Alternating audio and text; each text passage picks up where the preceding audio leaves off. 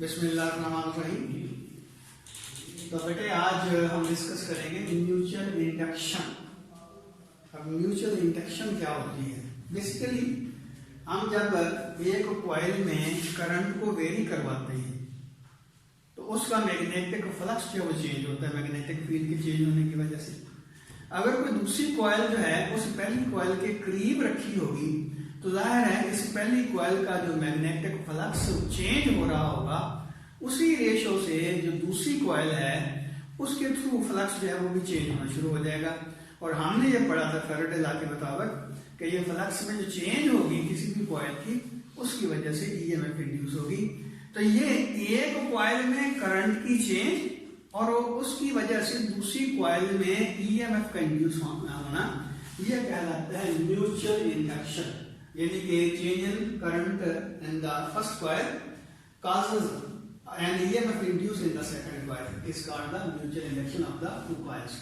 अब इसमें ये देखें, ये थोड़ा सा हमने वैसे पहले डिस्कस किया हुआ है, तो इसमें ये देखें कि ये वेल पर हमारे पास दो कॉइल्स हैं।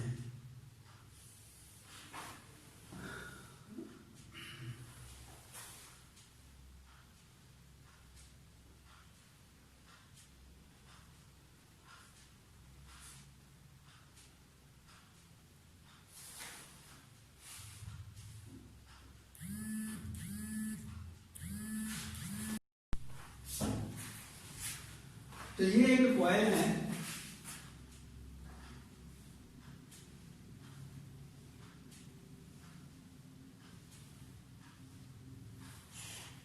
इसके साथ हमने एक तो रियोस्टेट लगा रखी है जो कि वेरिएबल रजिस्टर के तौर पर काम करती है, और दूसरा हमने एक बैटरी लगा दी ये, और ये देखिए ये रियोस्टेट है। अब इसका स्विच जब ऑन करेंगे तो लहर इसमें करंट फ्लो होना शुरू हो जाएगा। अब इसके साथ ये दूसरी कॉइल पड़ी हुई है, ये जो कॉइल है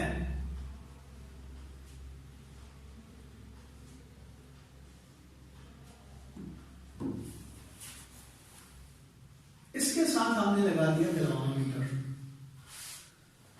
या वोल्टमीटर लगा सकते हैं जो कि इसकी ईएमएफ जो है उसको मेजर कर सकता है। अब इसमें ये देखें कि जब इसका स्विच हम ऑन करते हैं तो इसमें करंट फ्लो होगा इस डायरेक्शन में, ऐसे ये करंट फ्लो होगा। अब इस करंट की वजह से इसमें मैग्नेटिक फील्ड पैदा होगा। अब हमने बाहर आगे पढ़ा है कि राइट हैंड रूल इस्तेमाल करके हम इसका मैग्नेटिक फील्ड की डायरेक्शन जो है उसको फाइंड आउट कर सकते हैं। तो राइट हैंड रूल में हम क्या करते हैं कि अपने राइट हैंड की जो उंगलियां हैं उस डायरेक्शन में कर्व करते हैं जिस डायरेक्शन में करंट फ्लो हो रहा है। फॉर एग्जांपल यहाँ देखिए इस डायरेक्शन में करंट फ्लो हो रहा है तो इसी डायरेक्शन में अपनी उंगलियां जो उसको कर्व किया है तो थंब जो है वो एंड पोल को शो करता है। इसका मतलब ये हुआ कि इसमें जो मैग्नेटिक फील्ड लाइन पैदा हो रही है वो कुछ नहीं हुआ है कि इधर से इसमें एंटर हो रही है, और डेफिनेटली ये इसके साथ जो कॉइल पड़ी है उसके अंदर से ये पास होकर ये आगे जाएंगे।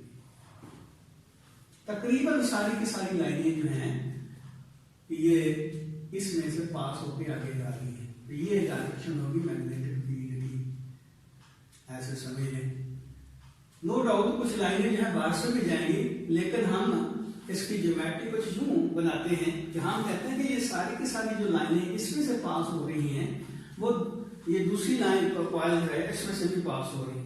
तो ये देखिए ये जो कॉइल है इसको हम नाम देते हैं प्राइमरी कॉइल का, ये कहलाती है प्राइमरी कॉइल। ये है प्राइमरी कॉइल और ये कहलाती है सेकेंडरी कॉइल, ये सेकेंडरी कॉइल। तो प्राइमरी कॉइल में करंट की वजह से इसका मैग्नेटिक फ्लक्स डेवलप हुआ, इसमें से मैग्नेटिक फील्ड लाइन जो पास हो रही है उसकी वजह से जाहिर इसका पर्टिकुलर एरिया है मैग्नेटिक फील्ड है, एरिया और मैग्नेटिक फील्ड जो है वो अगर देखा जाए तो पैरेलल है। इसका क्या मतलब हुआ कि इसमें मैग्नेटिक फ्लक्स जो है वो डेवलप हो रहा है मैक्सिमम, इसके करंट की वजह से। अब ये जो सेकेंडरी कॉइल है क्योंकि इसके बिल्कुल करीब पड़ी हुई है, तो हम ये कहते हैं कि तकरीबन सारी की सारी लाइनें जो प्राइमरी कॉइल में से पास हो रही मैग्नेटिक फील्ड की, वो सेकेंडरी कॉइल में से भी पास हो रही। तो अब अगर इसका जो रेजिस्टेंस है उसकी वैल्यू हम कांस्टेंट रखते हैं, ये R है, इसकी वैल्यू कांस्टेंट रखते हैं, तो डेफिनेटली इसका करंट जो है वो कांस्टेंट होगा। करंट कांस्टेंट होने की वजह से इसका मैग्नेटिक फील्ड जो बनेगा वो कांस्टेंट होगा। मैग्नेटिक फील्ड कांस्टेंट होने की वजह से मैग्नेटिक फ्लक्स जो इसका कांस्टेंट रहेगा, क्योंकि आपको पता है वो कॉइल का जो मैग्नेटिक फील्ड बनता है B = μ0 n होगा। I कांस्टेंट है तो B की वैल्यू भी कांस्टेंट है, और जब तक ये कांस्टेंट रहेगा मैग्नेटिक फील्ड इसका, जाहिर है इसका मैग्नेटिक फील्ड जो है वो भी कांस्टेंट होगा, मैग्नेटिक फ्लक्स में चेंज नहीं आएगी, EMF इंड्यूस नहीं होगी। लेकिन अगर हम इसकी रेजिस्टेंस जो चेंज करते हैं, कम करते हैं या ज्यादा करते हैं, जाहिर रेजिस्टेंस कम करेंगे तो करंट इंक्रीज होगा। जब करंट इंक्रीज होगा तो इसका मैग्नेटिक फील्ड इंक्रीज होगा, मैग्नेटिक फील्ड इंक्रीज होगा, इसका मैग्नेटिक फ्लक्स इंक्रीज होगा, इसका मैग्नेटिक फ्लक्स इंक्रीज होगा तो इसका मैग्नेटिक फ्लक्स इंक्रीज होगा। तो इसका जब मैग्नेटिक फ्लक्स इंक्रीज होगा तो इसके दोनों टर्मिनल्स के दरमियान EMF जो इंड्यूस होगी, जो वोल्टमीटर जो हमें बताएगा, ये वोल्टमीटर इसकी EMF बता रहा है। और इसी तरह अगर इसकी रेजिस्टेंस हम इंक्रीज कर देते हैं, करंट की वैल्यू डिक्रीज होगी, करंट की वैल्यू डिक्रीज होगी, मैग्नेटिक फील्ड डिक्रीज होगा, इसका मैग्नेटिक फील्ड डिक्रीज होगा, इसका मैग्नेटिक फील्ड डिक्रीज होगा, तो इसका मैग्नेटिक फ्लक्स भी डिक्रीज होगा। तो मैग्नेटिक फ्लक्स जैसे ही चेंज होता है तो जाहिर है EMF जो है इंड्यूस होगी। वो अलग बात है कि उसकी जो डायरेक्शन है इंड्यूस करंट की वो अपोजिट हो जाएगी। तो सिंपल बात क्या हुई कि प्राइमरी कॉइल का करंट चेंज होता है, इसमें जो करंट फ्लो हो रहा है उसको हम कह देते हैं कि ये IP है, और उसकी वजह से सेकेंडरी कॉइल के दोनों एंड्स के दरमियान EMF इंड्यूस होता है, इसको हम ES कह देते हैं। तो ये प्रोसेस जो है, ये फिनोमेना जो है, ये कहलाता है म्यूचुअल इंडक्शन का। इसमें फ्लक्स चेंज हुआ और इसके करंट चेंज हुआ, इसके करंट के चेंज होने की वजह से इसका भी मैग्नेटिक फ्लक्स चेंज हुआ, मैग्नेटिक फ्लक्स के चेंज होने की वजह से इसके दोनों टर्मिनल्स के अक्रॉस पोटेंशियल का डिफरेंस जो जनरेट हुआ, इंड्यूस हुआ EMF, जिसको हमने एप्सिलॉन S से शो किया हुआ। तो ये एप्सिलॉन S उस वक्त जनरेट होगा जब इसमें करंट जो है प्राइमरी कॉइल का करंट चेंज होगा। तो इस कॉइल का यानी कि प्राइमरी कॉइल के करंट के चेंज होने की वजह से सेकेंडरी कॉइल में जो EMF इंड्यूस होती है, ये प्रोसेस, ये फिनोमेना कहलाता है म्यूचुअल इंडक्शन का। यानी कि ये एक कॉइल का इफेक्ट दूसरे के ऊपर, म्यूचुअल का मतलब आप समझ लीजिए। अब देखिए हम कहते हैं कि इसके नंबर ऑफ टर्म्स जो हैं वो NP इक्वल है, इसके नंबर ऑफ टर्म्स जो है NS के बराबर। अब इसमें जो EMF इंड्यूस होगी वो फैराडे लॉ के मुताबिक एप्सिलॉन S जो होगा वो होगा -ns delta phi S over delta T। अब इसका जो फ्लक्स है वो किसके इक्वल होगा, यानी कि फाई S की वैल्यू हम मालूम करना चाहते हैं। तो फाई S किसके बराबर होगा, वो डिपेंड करता है इसके करंट के ऊपर।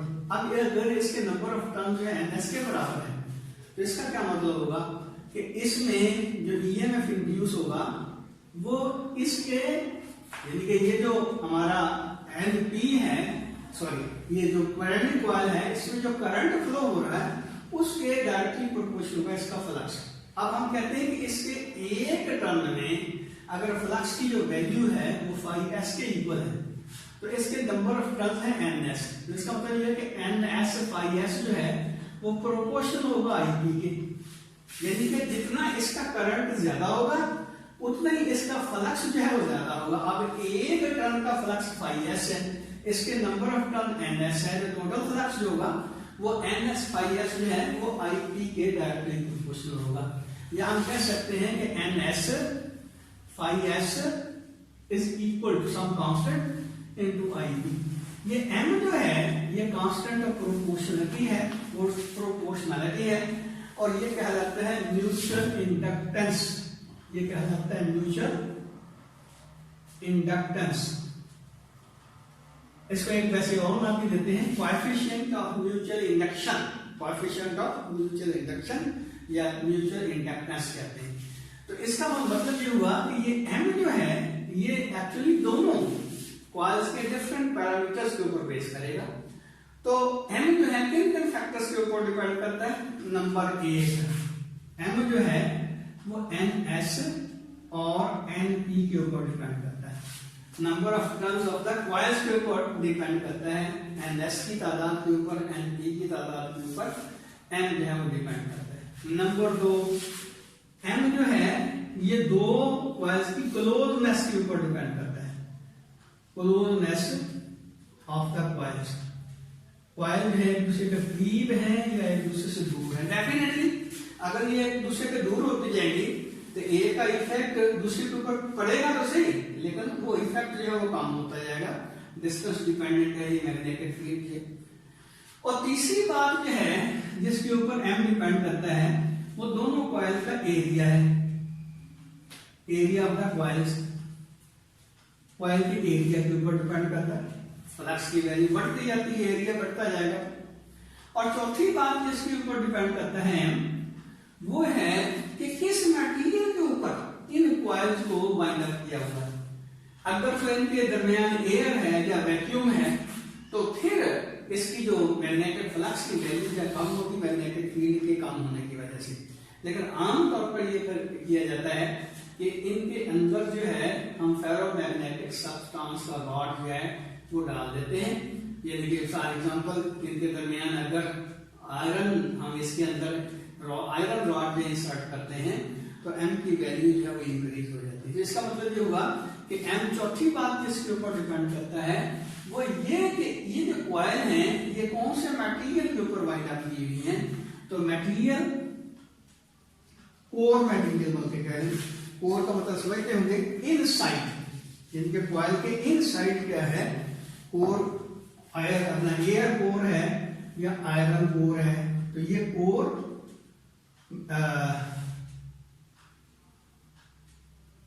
मटेरियल, कोर मटेरियल के ऊपर डिपेंड करता है कि किस मटेरियल के ऊपर दोनों कॉइल्स हैं हमने उनको वाइंड अप किया हुआ। तो इसका मतलब ये हुआ, दोबारा देख लें कि म्यूचुअल इंडक्टेंस जो है ये किन किन फैक्टर्स के ऊपर डिपेंड करता है? दोनों के नंबर ऑफ टर्न्स के ऊपर डिपेंड करता है, इनकी क्लोजनेस के ऊपर डिपेंड करता है, इनका एरिया ऑफ क्रॉस सेक्शन के ऊपर डिपेंड करता है दोनों कॉइल्स का। और अगली बात ये है कि इनके दरमियान जिनके ये जो कॉइल हैं ये कौन से मटेरियल के ऊपर वाइंड अप की हुई है। फॉर एग्जांपल ये देखिए, ये प्लास्टिक है ना, इसके ऊपर हमने वाइंड किया हुआ है कॉइल को। इसका मतलब ये है कि ये प्लास्टिक है और इसकी प्लास्टिक की होगी, और प्लास्टिक इंसुलेटर है तो इससे मैग्नेटिक फील्ड के ऊपर कोई असर नहीं होगा। इसका मतलब यह है कि m की वैल्यू में कोई चेंज नहीं होगी अगर एयर रखें या प्लास्टिक रखें या वुड रखें। लेकिन अगर इनकी जगह हम फेरोमैग्नेटिक सब्सटेंस रखेंगे तो हम आगे पढ़ेंगे कि फेरोमैग्नेटिक सब्सटेंसेस ऐसे होते हैं, लोहा है, निकल है, कोबाल्ट है, ये ऐसे मटेरियल होते हैं कि जब इनको मैग्नेटिक फील्ड के अंदर रखा जाए तो ये मैग्नेटाइज हो जाते हैं। इसका मतलब ये हुआ कि इसका मैग्नेटिक फील्ड जो होगा वो इंटेंसिफाई हो जाएगा अगर हम कोर जो है वो फेरोमैग्नेटिक सब्सटेंस के रखें। तो इसलिए m की वैल्यू इंक्रीज हो जाती है अगर हम ये दोनों कॉइल जो है उनके अंदर हम एक मटेरियल जो है ऐसा डालते हैं जो कि फेरोमैग्नेटिक सब्सटेंस का है, यानी कि ऐसा मटेरियल जो मैग्नेटाइज हो सकता है। तो ये m इन फैक्टर्स के ऊपर डिपेंड करती है। अब अगली बात ये देखें कि ये जो हमारे पास रिलेशन है फैराडे लॉ जो हमने लिखा epsilon s minus ns delta phi s और डेल्टा t, इसको यूं भी लिखा जा सकता है minus ns delta phi s over delta t। Delta change को शो करता है, n कांस्टेंट है। इसका मतलब यह है कि ये चेंज जो है वैसे तो इसी के ऊपर डिपेंड करेगी, तो ये चेंज यहाँ भी लिखा जा सकता है, डेल्टा यहाँ भी लिखा जा सकता है, कोई फर्क नहीं पड़ेगा क्योंकि ये चीज तो कांस्टेंट है। Delta ns delta phi s over delta t आ जाएगा।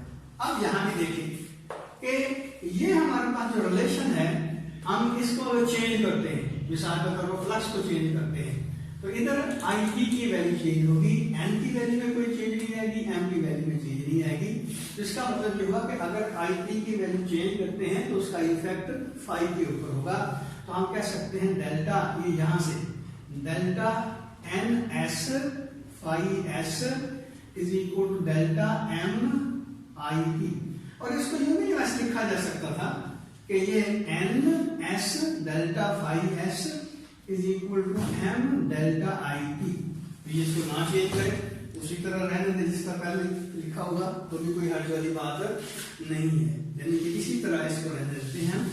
तो ये देखें N S delta phi S, N S delta phi S की जगह एम डेल्टा आई पी लिखा जा सकता है। तो इसका क्या मतलब हुआ कि N S delta phi S की जगह M delta I P over delta T. तो इसका क्या मतलब हुआ, m जो है वो तो कांस्टेंट है, तो इसका मतलब ये हुआ कि एप्सिलॉन जो है, एप्सिलॉन s जो है वो डायरेक्टली प्रोपोर्शनल है किसके, delta minus delta I P over delta T. तो ये वही बात कि ईएमएफ इंड्यूस होती है सेकेंडरी कॉइल में, तब जब प्राइमरी कॉइल का करंट चेंज होता है विद रिस्पेक्ट टू टाइम। तो ये EMF induce in the secondary coil when current is changing delta IP over delta T in the secondary primary coil। तो EMF उस वक्त इंड्यूस हो रही है जब करंट चेंज होता है प्राइमरी कॉइल का, यानी कि एक कॉइल का करंट चेंज होता है तो उसका इफेक्ट ये बनता है दूसरी कॉइल के दोनों टर्मिनल्स के अंदर कि उसमें EMF इंड्यूस होता है। तो ये कहलाता है म्यूचुअल इंडक्शन। अब यहां से हम M को भी डिफाइन कर सकते हैं, और ये देखें ये जो नेगेटिव साइन है, ये हमने पहले भी पढ़ा था कि ये जो इंड्यूस करंट यहां पैदा होगा इसकी डायरेक्शन कुछ यूं होगी कि इसके मैग्नेटिक फ्लक्स को वो अपोज करेगी, यानी कि EMF induce in the secondary coil जो होगा वो उसकी वजह से जो करंट इंड्यूस होगा वो एक्चुअली इसके मैग्नेटिक फ्लक्स को डिक्रीज करने की कोशिश करेगा अगर ये इंक्रीज हो रहा है, और अगर ये डिक्रीज हो रहा है तो उसको ये इंक्रीज करने की कोशिश करेगा। तो हम अगर इसका नेगेटिव साइन है इसको इग्नोर कर देते हैं, डेफिनेटली इसकी मैग्नीट्यूड निकालने के लिए, इसकी मैग्नीट्यूड निकालने के लिए नेगेटिव साइन में इग्नोर किया जा सकता है। तो यहां से हम m की वैल्यू निकालते हैं, तो बेटे इस रिलेशन से m आपके पास आ जाएगा m is equal to epsilon s और डेल्टा, यानी कि ये चलो इस तरह लिख लेते हैं epsilon m is equal to epsilon s over delta ip over delta t। तो इसका क्या मतलब हुआ, म्यूचुअल इंडक्शन जो होती है, म्यूचुअल इंडक्टेंस जो होती है बेसिकली सेकेंडरी कॉइल में जो ईएमएफ इंड्यूस होती है और जिस रेट से प्राइमरी कॉइल का करंट चेंज होता है, इनकी जो रेशियो होगी ये म्यूचुअल इंडक्टेंस के बराबर होगी कॉइल के पेयर का, एक कॉइल का जो ये पेयर है इसका m जो होगा एप्सिलॉन s होगा delta IP over delta t के बराबर होगा, यानी कि mutual inductance is equal to the EMF induce in the secondary coil per unit time rate of change of current in the primary coil. ये देखिए epsilon s में secondary coil में जो EMF इंड्यूस होती है और delta IP over delta t जिस rate से प्राइमरी कॉइल का करंट चेंज होता है, तो इन दोनों की जो रेशियो होगी ये इस पेयर की, ये सेकेंडरी और प्राइमरी कॉइल का जो पेयर बनता है कॉइल का उसकी m के यानी कि म्यूचुअल इंडक्टेंस के बराबर होगा। तो EMF induce in the secondary coil per unit time rate of change of current in the primary coil is called the mutual inductance, जिसके epsilon s over delta IP over delta t होगा। अब m का जो है इसके unit जो है वो है हेनरी। तो हेनरी इसको जाहिर है ये स्मॉल h से लिखेंगे अगर ये पूरा लिखते हैं, क्योंकि हेनरी बेसिकली साइंटिस्ट था जिसने फैराडे के साथ, यानी कि लहर है ये यूएसए का था और फैराडे जो है इंग्लैंड का था, और ये उस वक्त की बात है जब इंग्लैंड है वो सुपीरियर था अमेरिका से, तो इसलिए उसके जिसका कहते हैं कि जिसकी लाठी उसकी भैंस, तो फैराडे को बहुत ज्यादा प्रोटेक्शन मिली, उसके मुकाबले में हेनरी को इतनी ज्यादा प्रोटेक्शन नहीं मिली। बहरहाल काम दोनों ने तकरीबन सेम किया था। तो मैं कहना ये चाहता था कि यहाँ इसके जो यूनिट है वो है हेनरी, इस तरह लिखेंगे हेनरी, और अगर इसको वैसे लिखे तो एच कैपिटल लिखेंगे। तो इसके यूनिट ऐसे यूनिट क्या वो हेनरी है, तो 1 हेनरी किसके बराबर होगा, ये देखिए 1 henry is equal to 1 volt over 1 ampere per second. और ये वोल्ट जो है यानी पोटेंशियल डिफरेंस जो है वो किस में इंड्यूस हुआ, सेकेंडरी कॉइल में। और ये करंट जो चेंज हो रहा है ये प्राइमरी कॉइल का चेंज हो रहा है। इसका मतलब ये हुआ कि 1 henry is the mutual inductance of the coil. The mutual inductance of the coil is said to be 1 Henry if 1 volt EMF induced in the secondary coil when current is changing in the primary coil at the rate of 1 ampere per second। यानी कि ये जो दोनों coil हैं primary और secondary, इनकी जो mutual inductance है वो 1 हेनरी के बराबर होगी। लेकिन कब हम ये देखते हैं कि अगर प्राइमरी कॉइल का करंट जो चेंज हो रहा है 1 एम्पेयर पर सेकंड के लिहाज से चेंज हो रहा है, और उसके चेंज होने की वजह से यानी 1 ampere per second primary coil का जो करंट चेंज होता है उस चेंज की वजह से सेकेंडरी कॉइल के दोनों टर्मिनल्स के अक्रॉस जो पोटेंशियल का डिफरेंस जनरेट हो रहा है वो 1 वोल्ट के बराबर है। तो हम कहेंगे कि इन दोनों की जो म्यूचुअल इंडक्टेंस है वो 1 हेनरी के बराबर होगी। दोबारा देख लें, the mutual inductance of two coils is said to be 1 Henry if 1 volt EMF induced in the secondary coil when current in the primary coil is changed at the rate of 1 ampere per second। यानी कि इसका current change हो रहा है 1 ampere per second के लिहाज से। Mean हमने देखा पहले तो करंट जो है बिल्कुल 1 एम्पेयर था, 1 सेकंड के बाद देखा 2 एम्पेयर हो गया, फिर 1 सेकंड के बाद देखा 3 एम्पेयर हो गया। और हमने यहाँ जो वोल्टमीटर लगा हुआ था उसको रिकॉर्ड किया तो उसका जो रीडिंग है वो 1 वोल्ट है। तो हम कहेंगे कि इनकी जो म्यूचुअल इंडक्टेंस है वो 1 हेनरी के बराबर होगी। तो इसलिए हम कहते हैं कि 1 henry is equal to 1 volt over 1 ampere per second. तो वोल्ट सेकंड ओवर एम्पेयर भी इसको कहा जा सकता है। तो ये 1 हेनरी के बराबर होगा। अगर कोई बात पूछनी है तो पूछिए इसको।